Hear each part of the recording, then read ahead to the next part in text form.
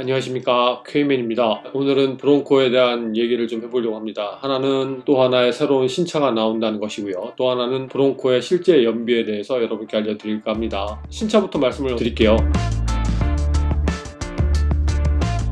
새로 나오는 차의 이름은 브론코 에버글레이드라는 차예요. 이 에버글레이드라는 차는 브론코의 라인업의 하나로 구성이 되면서 한정판 모델로 나오는 것입니다. 이번 여름에 나오는 거고요. 미국 기준으로 3월달부터 예약이 가능하다고 합니다. 한국에서도 예약을 받을지 안 받을지 그거는 아직까지 아무런 얘기가 없고요. 캐나다에서도 예약을 받을지 안 받을지 잘 모르겠습니다. 아무튼 그래도 여러분은 어떤 차가 나온다는 건 알고 계시면 좋겠죠. 저도 마찬가지고요. 그래서 알려드리도록 할게요. 브론코 에버글레이드는 기존의 브론코 사스쿼치 패키지 여러분들 알고 계시죠? 35인치 타이어에 살짝 높은 서스펜션이 들어가고 조금 넓은 펜더 플레어가 들어가고 최종 감속비가 조금은 짧은 이런 기어가 적용된 그 패키지인데요. 거기에 추가된 패키지가 들어갔다고 보시면 이해하시기가 쉬울 거예요. 외형적으로는 루프레일이라든가 기존의 루프레일은 옵션으로 선택이 가능했지만, 그리고 사이드에 보면 펜더에 에버글레이드라고 아주 큰 표식이 들어가 있습니다. 거기에 보면 또 이 차의 도각 능력까지 표시가 아주 친절하게 된 스티커 형식의 라인업 표식이 들어가 있습니다. 사스쿼치 패키지와 같은 17인치 휠이 들어가 있는데 휠 모양이 약간은 좀 다르죠. 에버글레이드에만 적용된 휠이 들어가 있고, 거기에 추가적으로 가장 눈에 띄는 점은 스노클 형식의 에어 흡기가 선택이 되어 있고요. 그리고 앞범퍼 쪽에 원 윈치라고, 원 윈치는 북미에서 판매되는 윈치 중에 명망이 높은 이런 브랜드라고 말씀드릴 수 있겠죠. 아시는 분 다 아시는 원 윈치가 기본 옵션으로 들어가게 됩니다. 근데 그 원 인치의 견인 능력은 10,000파운드짜리가 들어가요. 그렇기 때문에 적당한 수치라고 볼 수도 있겠지만, 실제 완전 진흙에 빠진다거나 이럴 때 이 차를 끌어올린다고 하면 10,000파운드 갖고 충분할까? 이런 생각도 조금은 들어봅니다. 제가 예전에 랭글러 머드에 빠진 경험으로 말씀을 드리면, 제가 11,000파운드짜리 윈치를 사용해서 차를 빼려고 하는데 쉽게 되지 않더라고요. 그래서 그런 것들이 이제 기본으로 적용이 됩니다. 그리고 터레인 매니지먼트 시스템이라고 하는 고트 모드에 7가지 선택 사양이 들어가게 되고, 마린 그레이드 바이닐 시트 이렇게 되어 있는데요. 쉽게 말씀드리면 습기에 강한 레자 시트가 기본 적용이 되어 있다, 이렇게 보시면 돼요. 그리고 바닥에 워시아웃 플로어링, 많이들 아시겠지만 물 청소를 할 수 있는, 그리고 물이 바닥 밑으로 빠져나갈 수 있는 그 코코마개가 달려있는 그런 실내 바닥이 구성이 됩니다. 랭글러 루비콘 같은 경우는 이게 기본 사양인데요. 브론코 같은 경우는 이 사항이 다른 라인업에서는 옵션 사항이에요. 그렇기 때문에 사실 특별하다고 할 수는 없지만 없는 건 아니니까요. 근데 이제 중요한 건 뭐냐면, 에버글레이드에는 장점이면 장점, 단점이면 단점이라고 할 수 있는데, 장점은 아니죠. 선택사항이 주는 거니까. 이 에버글레이드란 차는 기존의 2.7 엔진에는 적용이 되지 않습니다. 2.3 엔진에, 또 수동 미션에는 적용이 되지 않아요. 오토 미션에만 적용이 됩니다. 이 에버글레이드를 원하시는 분들은 어쩔 수 없이 4기통 엔진을 타셔야 하는 그런 약간은 좀 불합리하다고 그럴까요? 아니면 좀 왜 이렇게 옵션을 했을까? 이런 생각이 들게 하는 이런 선택을 할 수밖에 없게 이렇게 만들어 놨네요. 포드가 어떤 생각을 하고 있는지 저는 잘 모르겠습니다만, 현재 브론코 오너 입장으로서는 2.7 엔진에 다는 게 더 좋을 것 같은, 왜냐면 아무래도 사스쿼치 패키지 들어가는 17인치에 35인치 타이어가 들어간다는 거는 그만큼 나은 힘이 필요할 수 있는 부분인데, 굳이 2.3 4기통 엔진에만 적용했다는 건 약간은 뭔가 있는 거 아닌가, 그런 생각을 들게 하는 부분이긴 해요. 아시겠지만 사스쿼치 패키지라는 게 타이어 사이즈가 커지다 보니까 기어 중감속비를 짧게 해서 차의 가속력이라든가 등판 능력을 향상시키는, 그렇게 하기 위한 기어비를 만든 거죠. 그렇게 했기 때문에 살짝은 연비를 포기하는 대가를 치르면서 35인치를 올린 부분이 없지 않아 있는데, 이 에버글레이드에도 그 부분을 그냥 고스란히 적용을 한, 왜 그랬을까 하는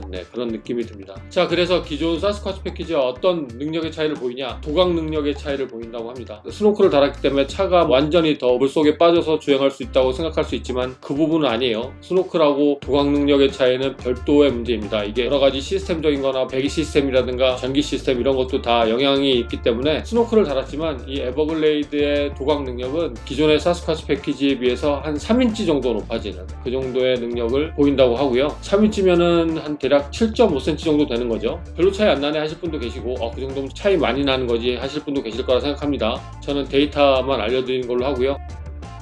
올해 브론코가 결국은 두 가지 새로운 라인업을 출시하게 되는데, 하나는 브론코 랩터, 하나는 브론코 에버글레이드. 이 브론코 랩터 같은 경우는 뭐 완전히 브론코 모양을 띈 파워풀하고 다를 수 있는 이런 차라고 보인다고 하면, 이 브론코 에버글레이드 같은 경우는 현재 브론코 모델에서 별도로 살 수 있는 옵션을 추가함으로써 약간은 외형적으로 좀 달라 보이고, 그리고 조각 능력이 좋아진 차라고 보면 될 것 같네요. 뭐 이건 제 기준이고 보시는 분들마다 약간의 느낌의 차이는 있을 거라 생각합니다. 그럼 이게 얼마냐? 미국 기준으로 5만 불이 넘어요. 시작 가격이요. 그렇게 보면 현재 브론코 랩터를 제외하고 브론코 안에서 선택할 수 있는 옵션 중에 가장 비싼 옵션으로 시작을 하는 거라고 보면 돼요. 그리고 이 차는 한정적인 모델로 나옵니다. 결국은 얼마 나오다가 없어질 수 있다는 얘기죠. 그렇기 때문에 이 차로 소장 가치를 느끼고 싶으시다 하시는 분들은 뭐 구매하셔도 괜찮을 듯 합니다. 그런데 문제는 아직까지 브론코 계약한 사람들의 차가 다 전달되지 않았고, 심지어 뭐 미국에서도요. 그래서 브론코 가격이 중고 가격도 마찬가지로 새 차 같은 경우도 마크업 프라이스하고 해서, 쉽게 말해서 새 차 살 때도 웃돈을 주고 사야 하는 중고차가 새 차 값보다 비싼 그 현실이 아직까지 존재하고 있는데, 포드에서는 계속 새 라인업만 발표하고 있네요. 좀 빨리 만들어서 기존 손님들한테 빨리 주고 한국에도 빨리 차 보내고 할 것이지, 그죠? 아무튼 그래도 뭐 또 하나의 선택지가 생겼다는 건 환영할 만한 일이라고 생각합니다. 기존에 계약하고 아직 차 못 받으신 분들 이 차로 또 갈아탈 수 있다고 합니다. 근데 거기에 보면 또 하나의 단서를 달았죠. Supplies are limited and there are no guarantees. 결국은 니네가 원하면 에버글레이드로 바꿔줄 수는 있는데 언제 단종될지 개런티 하지 못한다, 뭐 이런 소리죠. 아무튼 이 차는 3월달부터 계약할 수 있고요. 차는 여름에 받을 수 있다고 합니다. 기억해두세요, 여러분. 포드 브론코가 연태까지 얼만큼 차 받기가 어려웠는지 아시는 분들은 이 말을 완전히 다 믿으실 분들이 계실지, 이런 생각을 살짝 해봅니다.